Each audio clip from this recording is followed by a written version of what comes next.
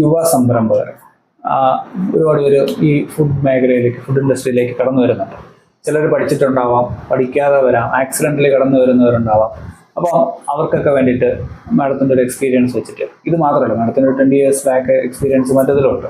അപ്പോൾ അത് വെച്ച് നോക്കുമ്പോൾ എന്താണ് അവരോട് കൊടുക്കാനുള്ള ഒരു അഡ്വൈസ്? ശരിക്കും ഒരുപാട് പേര് പ്രത്യേകിച്ച് ഈ കോവിഡിന്റെ കാലഘട്ടത്തിലും അതിനുശേഷവും പ്രത്യേകിച്ച് സ്ത്രീകൾ ബിസിനസ്സിലോട്ട് ഇറങ്ങിയിട്ടുണ്ട്. അത് ശരിക്കും ഒട്ടും ബിസിനസ് എന്ന് പറയുമ്പം ഒട്ടും മണി ഓറിയന്റഡ് ആയിട്ട് നമ്മൾ ആദ്യം ചിന്തിക്കാൻ പാടില്ല. നമുക്ക് ഏറ്റവും ഫാഷനായിട്ടുള്ള, ചിലർക്ക് സ്റ്റിച്ചിങ്ങിലായിരിക്കും, ചിലർക്ക് പെയിന്റിങ്ങിലായിരിക്കും, ചിലർക്ക് ഇതേപോലെയുള്ള കുക്കിങ്ങിലായിരിക്കും. അങ്ങനെ പല ടൈപ്പ് ഓഫ് ബിസിനസ്സിലോട്ട് ലേഡീസ് ഇപ്പോൾ ഇറങ്ങുന്നുണ്ട്. അത് വളരെ നല്ലതുമാണ്. പിന്നെ മണി മാത്രം നമ്മൾ മുന്നിൽ കണ്ടുകൊണ്ടൊരു ബിസിനസ് ചെയ്യരുത്. പൈസ നമുക്ക് ആവശ്യമാണ്, പക്ഷെ അതിനകത്തില് നമ്മുടെ എല്ലാ ബിസിനസ്സിനകത്തും നമ്മൾ ചെയ്യുമ്പം നമ്മുടെ കസ്റ്റമറിനെ മുന്നിൽ കണ്ടുകൊണ്ട് നമ്മുടെ സ്നേഹം, നമ്മുടെ ഒരു കരുതല്, നമ്മുടെ ഒരു എന്താ പറയുക പൂർണ്ണമായിട്ടൊരു ഇൻവോൾവ്മെന്റ് ആ ബിസിനസ്സിന് കൊടുക്കണം.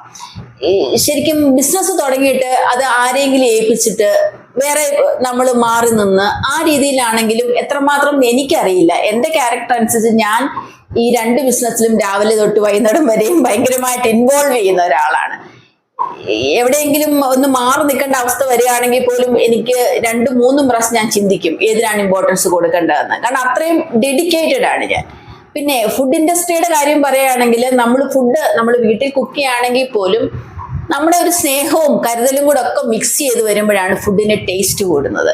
നമ്മൾ എന്ത് സാധനം ഉണ്ടാക്കുകയാണെങ്കിലും അല്ലെ എന്ത് ചെയ്യുമ്പോഴും നമ്മൾ അങ്ങനെ ഒന്ന് ചെയ്തു നോക്കൂ, അതിന്റെ എഫക്റ്റ് വളരെ വലുതായിരിക്കും.